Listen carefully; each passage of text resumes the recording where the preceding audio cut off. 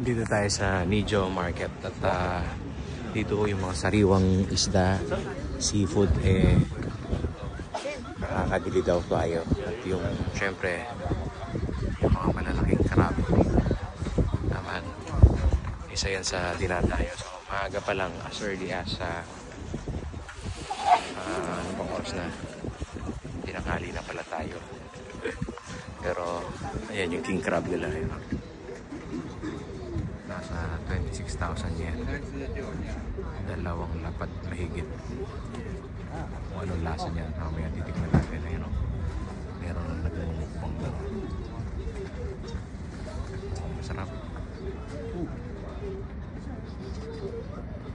2.1 kilo. Ganun daw masarap yan. Tirahin natin mamaya. Mukhang masarap. Mukhang masarap. Haligatan na dyan. Talay churin.